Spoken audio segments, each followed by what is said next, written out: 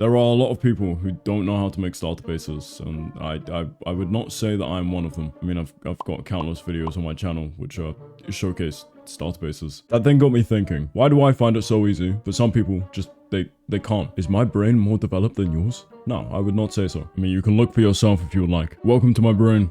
It's filled with interesting thoughts. Now, if we take a little bit of a deep dive into my brain, we can see that there's a formula. This is the formula to making amazing starter bases. What does it say here?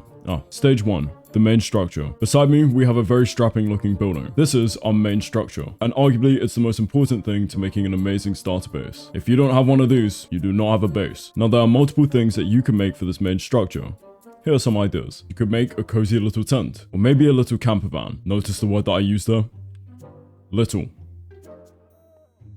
You do not need to go over the top with your builds, okay? They do not need to be some big, fantastic structure. It's a starter base.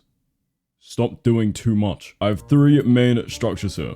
They're all little, they're all very simple to make, but most importantly, they all look awesome. Now, I don't have tutorials for these 2, but I do have a tutorial for this one on my channel, and so if you want to figure out how to build this cabin, I'll link the video down below. Anyways, I'm just going to copy and paste this, which will then lead us on to stage 2. Location. Try to always pick out a scenic location for your starter base. For instance, a nice field with some snow-capped peaks behind is an amazing location. You have nice even ground to build on and have some beautiful mountains behind you. Now, I know there's going to be some weird people who are going to argue that this is not a pretty location. And yes, for some people, it won't be. This is purely based on your own opinion. But I swear, if you try to argue that Stony Shore biome is a pretty biome to build in, then you are officially one of my ops. Once you have built your dream location, you can build your house here.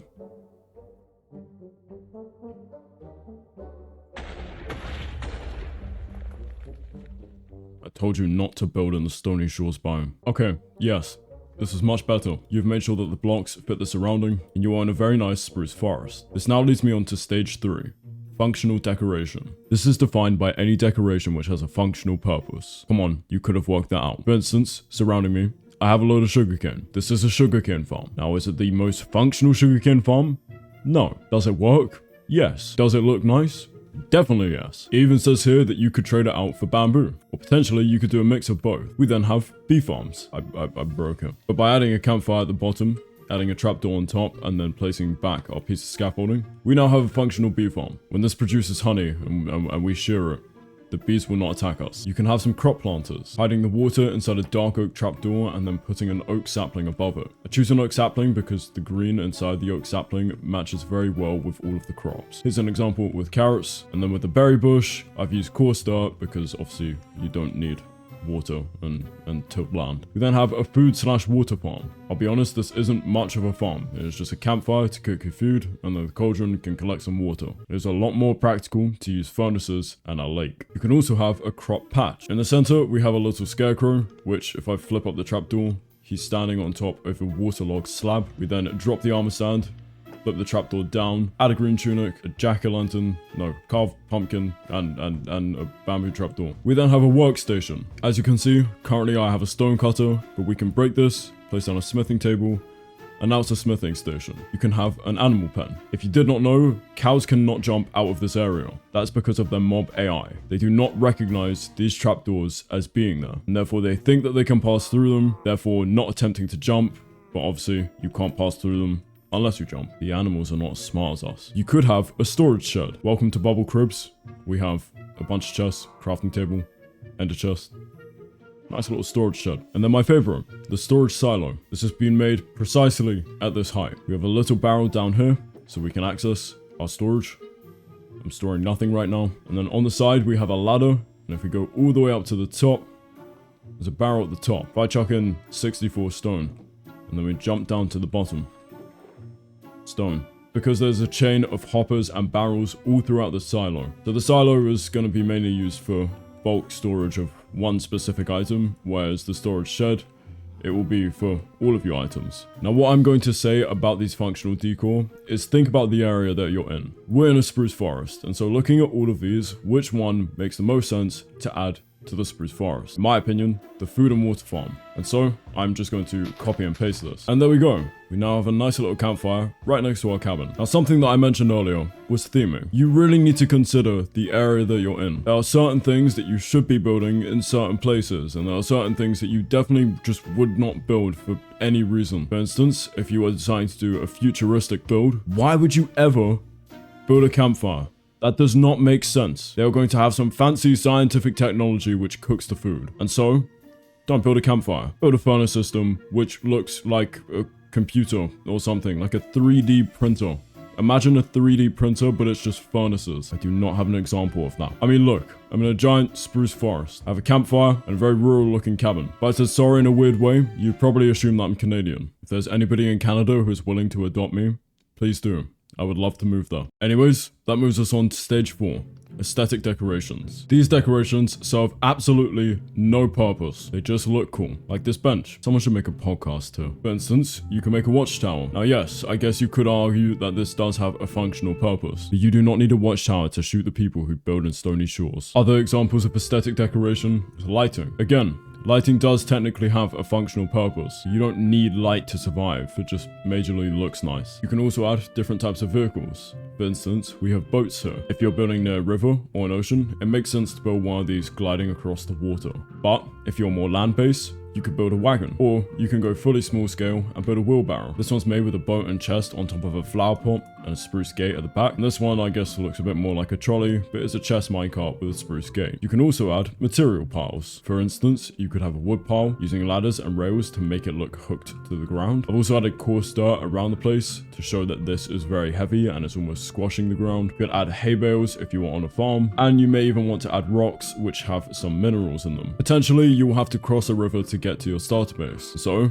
here's some bridge designs. This one is for an 8-block wide river, this one is for a 6, and this one is for a 4. Now, I'm not the biggest fan of this one, but these two I like quite a lot, majorly because a boat can fit underneath them, which in my opinion is one of the most important things when building a bridge. Now, you could definitely add barriers to the side of this bridge and also this one, but I kind of like the whole open feel. I wanted these bridges to look like they're just been made by like some average guy. And the final aesthetic decoration is tree decorations. As you can see up here, we have a bird. He's sat on top of a trapdoor, which is sat on top of a hanging sign. And I did actually show this off in my Easter video last year. However, I believe I used a fence. The only reason why I switched it out for a hanging sign is because if the parrot is sat in the middle, the parrot is flying. Now, yes, I know birds can fly, but they should not be able to fly when they're sat down. They're just, no.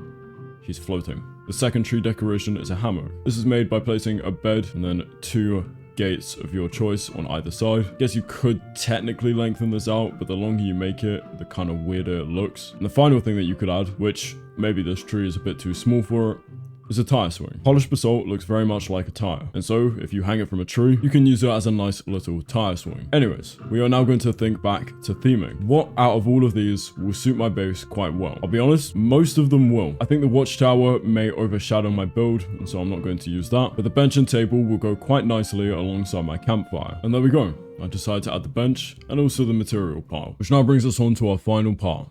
Stage 5.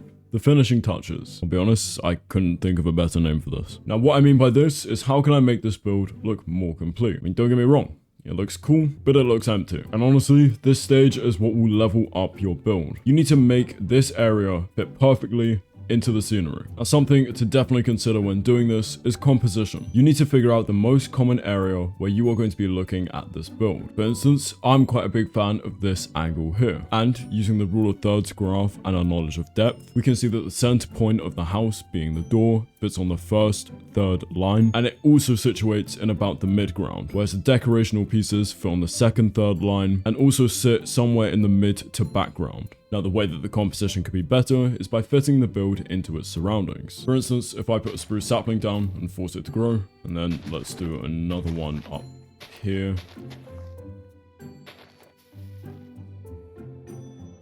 I'm stuck. And just after planting those trees off to the side, the composition has gone slightly better. We're now going to make the build fit in with the terrain. One of my favorite ways of doing this is showing the more trodden areas of ground. I'm using coarse dirt here as the color of the coarse dirt suits very nicely in the spruce forest. Obviously, it makes sense that where the bench and the fireplace and also our log pile is are the areas that I've walked to the most. And it probably also makes sense to have a little pathway trailing off into the forest. The issue with using coarse dirt is despite it suiting quite nicely in the spruce forest, it does also have a lot of contrast. Therefore, you can use grass. Placing grass on a mixture of the actual grass block itself and also on the coarse dirt will just help to give a nice transition throughout the terrain. Obviously as well, you should spice up some of these grass by making them tall grass. The further away from the tron areas makes the most sense, because obviously the closer you are to the path, the more tron the grass will be, and therefore the shorter it should be. But also recommend doing foliage in patches instead of doing them just singular. If you look at foliage in real life, it doesn't really grow so sporadically. You can also switch out some of the grass for ferns, and this will just help with a bit of color variation. Obviously, with 1.20, 1.5 existing as well, you can also chuck in some bushes in this area, and they will definitely help a lot as well. And there we go. Those extra little details have really helped fit this build into the landscape. And so let's quickly recap. Stage 1.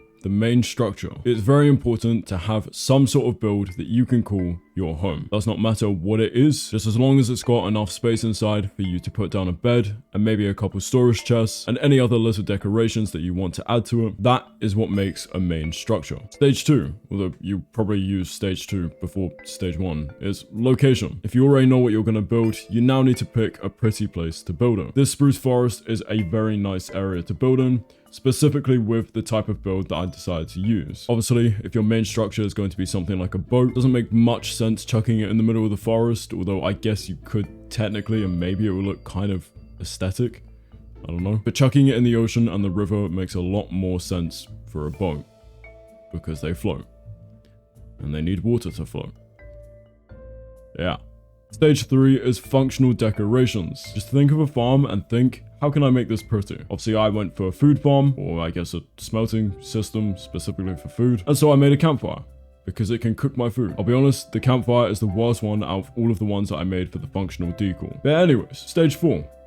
Aesthetic decor. Aesthetic decor can really help to add some character to your build. They look cute, and I'll be honest, that is it. They barely serve any other purpose except looking pretty. And then finally, stage 5, the finishing details. It is very important to bring this whole build together. Without these little finishing details, your plot would just look a bit empty.